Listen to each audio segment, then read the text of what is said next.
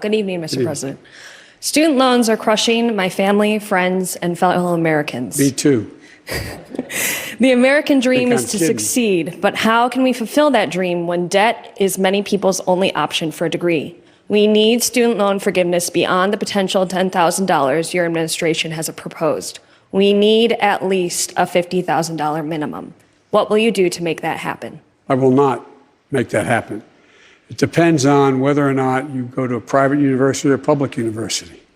It depends on the idea that I say to a community, I'm going to forgive the debt, the billions of dollars of debt for people who have gone to Harvard and Yale and Penn and schools. My children, I went to a great school, I went to a state school.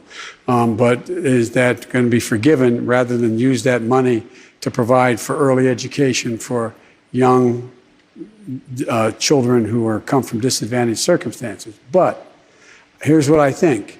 I think everyone, and I've been proposing this for 4 years, everyone should be able to go to community college for free. For free.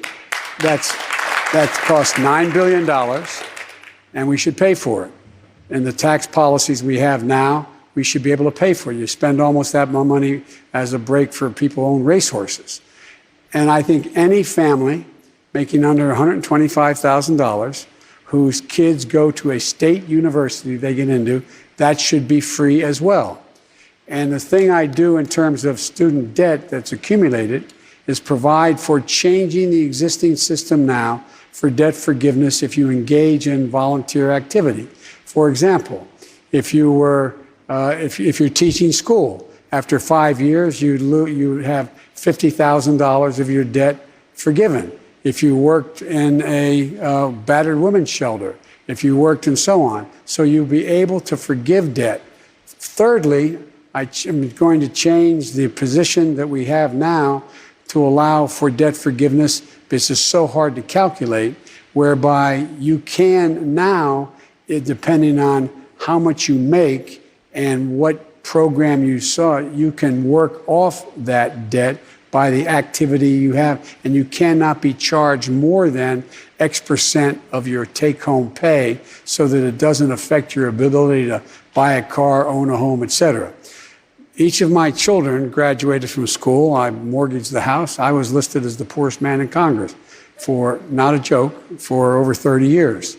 And, but I was able to borrow, I bought a home I spent a lot of time working on, and I was able to sell it for some profit. But my oldest son graduated after undergraduate and graduate school with $136,000 in debt after working 30 hours a week during school.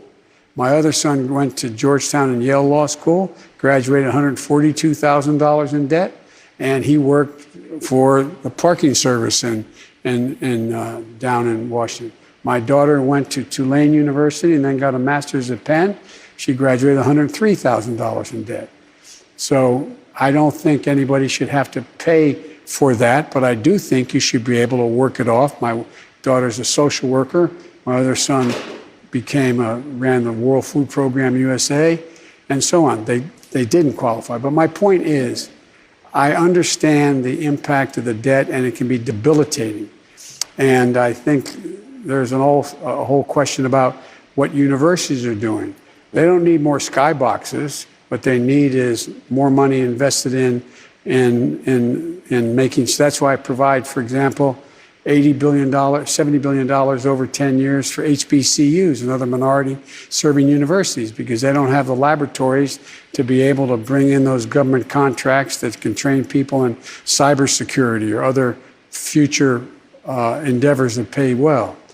But I do think that in this moment of economic pain and strain, that we should be eliminating interest on the debts that are accumulated, number one. And number two, I'm prepared to write off the $10,000 debt, but not 50. Mr. President, let me ask you. Because I don't think I have the authority to do it by signing a pen.